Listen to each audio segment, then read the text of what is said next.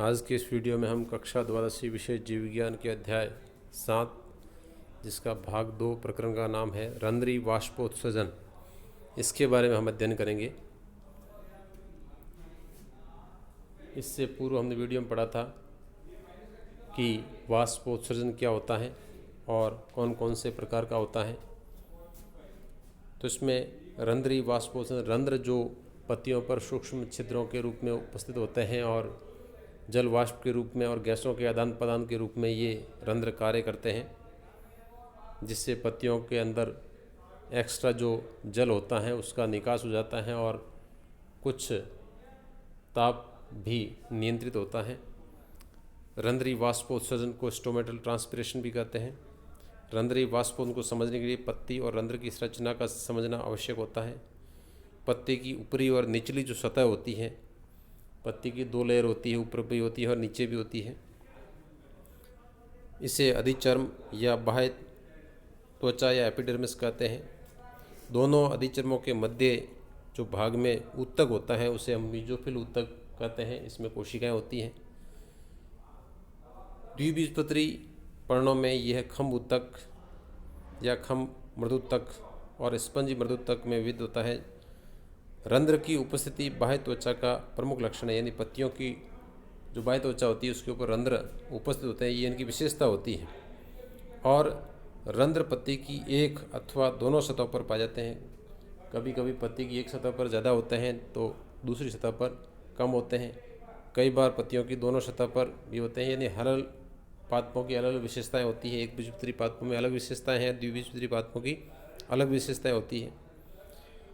रंध्रों की उपस्थिति के आधार पर पत्तियां 3 प्रकार की होती हैं। पहला है अधोरंध्री पत्ती, यानी हाइपोस्टोमेटिक लीव। इस पत्ती पर रंध्र जब पत्ती की केवल निचली सतह तक ही सीमित रहते हैं, यानी ऊपरली सतह पर रंध्र न के बराबर होते हैं, ऐसी पत्तियां अधोरंध्री कहलाती हैं। अधो का अर्थ होता है नीचे की तरफ।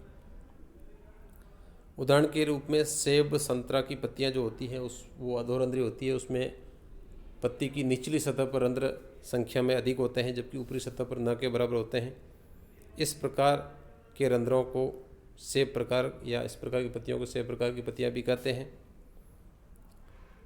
अधिकांश द्विबीजपत्री पादपों की पत्तियों में ये संरचना रंध्रों की अधोरंध्री के रूप में पाई जाती है, यानी पत्तियां अधोरंध्री होती हैं। अब है उभयरंध्री पत्ती, यानी एम्पिस्टोमेटिक लीफ। जब रंध्र पत्ती की दोनों सतहों पर उपस्थित होते हैं, यानी समान रूप से, ऐसी पत्तियां उभयरंध्री कहलाती हैं।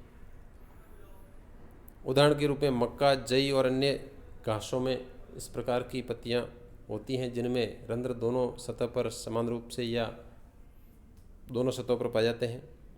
इसे जई प्रकार की पत्ती या जई प्रकार के रंध्र भी कहते हैं।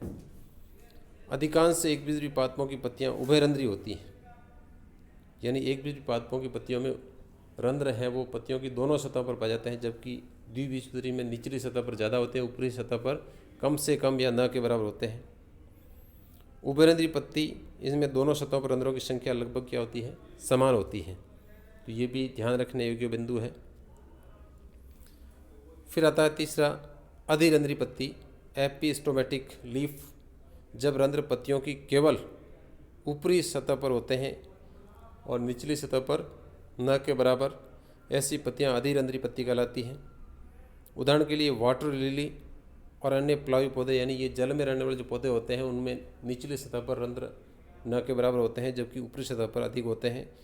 इसे कुमुदिनी प्रकार के रंध्र भी कहते हैं या कुमुदिनी प्रकार की पत्तियाँ भी कहते हैं।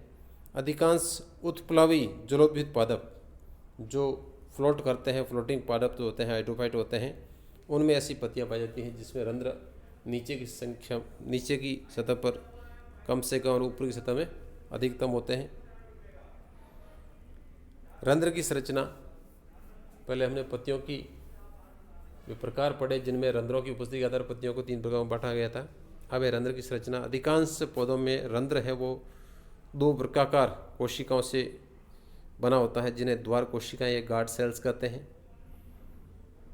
द्वार कोशिकाएं इस प्रकार व्यवस्थित होती हैं, इनके बीच में एक छिद्र बनता है जिसे रंध्रीय छिद्र कहते हैं। जैसा कि चित्र से स्पष्ट है, देख सकते हैं। ये द्वार कोशिका है और इनके बीच में ये जो छिद्र बना हुआ है ये रंध्र छिद्र है।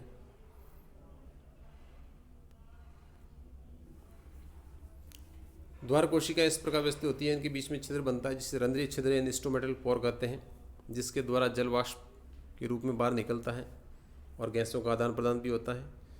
द्वार कोशिकाओं की भीतरी भित्ति जो रंध्रीय छिद्र की और होती हैं वो मोटी और बाहर की भित्तियाँ पतली होती हैं।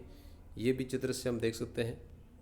ये देखिए भीतर वाली दीवार है ये मोटी है और बाहर वाली जो ये भित्तियाँ हैं ये पतली होती हैं,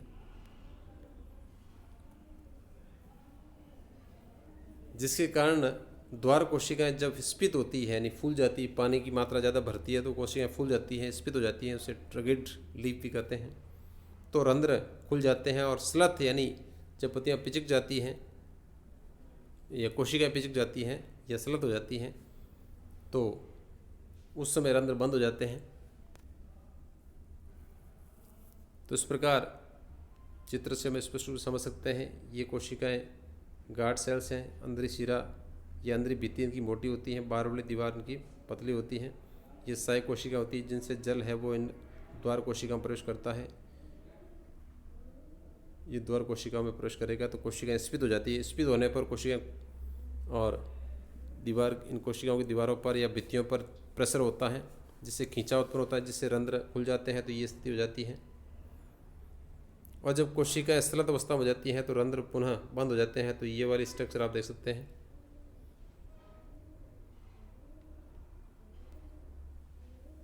स्फीत स्थिति में द्वार कोशिकाओं की बाह्य पतली भित्ति फूलकर बाहर की ओर काफ़ी खींच जाती है, जिससे भीतरी भित्ति या मोटी भित्ति जो होती है वो भी थोड़ी बाहर की ओर खींच जाती है, जिससे रंध्र खुल जाते हैं। स्लथ स्थिति में द्वार कोशिकाएं पूर्ववत अपनी अवस्था में आ जाती हैं, जिससे रंध्र बंद हो जाते हैं। ऐसा रात्रि के समय होता है। अब है इस वीडियो से रिलेटेड कुछ अभ्यास प्रश्न। पहला है जई प्रकार के रंध्र किसे कहते हैं, उदाहरण दीजिए। दूसरा उभयरंध्री पत्ती से आप क्या समझते हैं। तीसरा द्वार कोशिकाएं कहाँ होती है। और चौथा है खुले व बंद रंध्र की संरचना बनाइए। तो संरचना भी आपको बनानी है। ये सारे प्रश्न आपको अपनी नोटबुक में करने हैं। आज के इस वीडियो में इतना ही। धन्यवाद।